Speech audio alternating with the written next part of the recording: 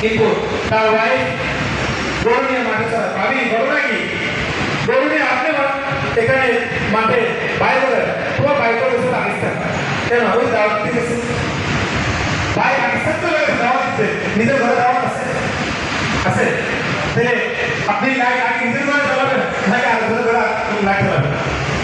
নিজের ঘরে আল্লাহ তাআলা বলেছেন ও আনফুসাকুম ওয়া আহলিকুম নারা, তুমি নিজে জান্নাতের আগুন থেকে আগে বাঁচো, এরপর তোমার পরিবারকে বাঁচাও। এই মানুষটা আমাদের পরিবার কি?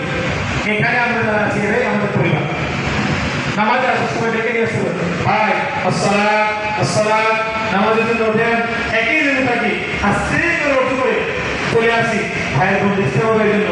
আমি ফজর নামাজ পড়ে আমি মনে করতেছি যে আমি চলে জান্নাতে চলে যাব, আর আমার রুমমেট ভাইদের উনি সারা রাত ঘুমান্ত, আমি যে ভাইকে ডাকি নাই, এই জন্য আল্লাহ তাআলা বলবেন তুমি একা একা জান্নাতে যেতে চাইছো, তোমার ভাইকেও ডাকো না।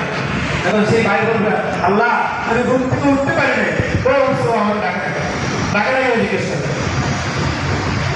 এই জন্য তাফসীর মাহফিল নিজে একা বসলেই হবে না, ভালো কাজে আমাদের নিজে একা গেলেই হবে না, আরেকজনকে আমার কাছ টাকা কাউকে ভাবতে পারে না, এই না গেলে আমার থাকতে পারবি না, এই করে দিব ঝগড়া করা।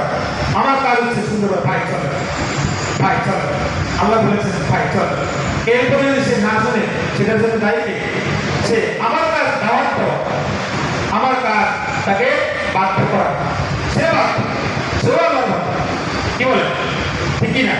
সময় ভাই এরপরে তাফসীর কুতুবে আসছে যে ওই ব্যক্তি নিরাশ হতাশ যে পাপে ডুবে গিয়েছে। এরপরে আল্লাহ তাআলা বলেছেন ইয়া ইবাদিয়াল্লাযীনা আসরাফু আলা আনফুসিহিম লা তাকনাতু মিন রাহমাতিল্লাহ। আমার আপনার জীবনে অনেক পাপ আছে, যেই পাপের কথা জানলে বাবা ছেলে বলে পরিচয় দিত না, স্ত্রী স্বামী বলে পরিচয় দিত না, ভাই ভাই বলে পরিচয় দিত না, এরকম অনেক পাপ আছে না?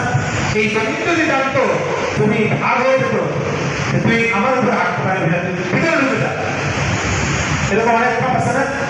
আল্লাহ কোরআন বলছেন তোমরা যারা পাপ করতে করতে ক্লান্ত, লা তাকুনাতু মিন রাহমাতিল্লাহ, আল্লাহর রহমত থেকে নিরাশ হও। সুবহানাল্লাহ, ইন্নাল্লাহা ইয়াগফিরুয যুনুবা জামিআ। আর আল্লাহ রাব্বুল আলামিন তোমাকে ডাকতেছে, আয় আয় আয় আমার কাছে আয়। এক হাদিসে আসছে আল্লাহ রাব্বুল আলামিন প্রতিদিন ভোরে ফজরের সময় তার হাত দুটোকে পিছিয়ে দেন, তোমরা কে আছো তওবা করবে, আমি তওবা কবুল করব। আবার মাগরিবের সময় হাত পিছিয়ে দেন, কে আছো তওবা করবে, আমি তওবা কবুল করব। এই মাগরিবের সময় হাত পাতেন ফজর পর্যন্ত, ফজরের সময় হাত পাতেন মাগরিব পর্যন্ত, কার জন্য? আমার জন্য, আপনার জন্য, তাই না?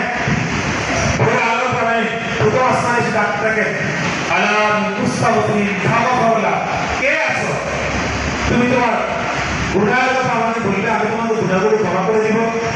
কে আছো তুমি তোমার সমস্যাগুলোর কথা বলবে আমি তোমার সমস্যাগুলো সমাধান করে দিব? আল্লাহ রাব্বুল আলামিন আমাকে আপনাকে ডাকতেছেন, এর পরবর্তী আমি আপনি আল্লাহর ডাকে সাড়া না দিই তাহলে বুঝতে হবে কি কপাল নাই, ভুলে গেছি। সময় ভাইয়া আমরা আমল নাটক করতে, আমরা যখন বাংলাদেশে গিয়ে 2 মাস 3 মাস থাকি, এরপরে আসার পরে অফিসে একটু যাওয়া আসা করতে অবস্থা লাগে না কেন? 2 মাস 3 মাস কাজের সংস্থান এই জন্য। আবার যখন 1 সপ্তাহ 10 দিন 15 দিন 20 দিন খালি হয়ে যায় তখন ওই অবস্থা থাকে না। আমরা যারা দীর্ঘদিন নামাজ গ্যাপ করেছি তাদের নতুন করে নামাজ ধরতে একটু কষ্ট হবে, 1 দিন 2 দিন 3 দিন 1 সপ্তাহ 2 সপ্তাহ যখন হয়ে যাবে আর কষ্ট হবে ভাই।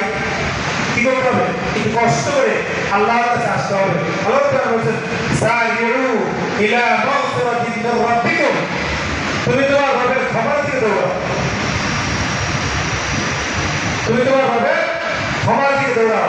ভাইয়া আমি আপনাদের ছোট্ট ছোট্ট কিছু আমলের কথা বলবো। রাসূল সাল্লাল্লাহু আলাইহি ওয়াসাল্লাম বলেছেন যে তার পুরো লাইফে একটা মাত্র সওয়াব ভালো কাজ, সে এমন একটা ভালো কাজ করেছে সেটাতে মাত্র একটা সওয়াব, কিন্তু একটা সওয়াব তার কবুল হয়েছে, এরকম যারা আছে সে জান্নাতে যাবে। সুবহানাল্লাহ। এখন জান্নাতের দরজা কত বড় জানেন? জান্নাতের দরজা কত বড়, আর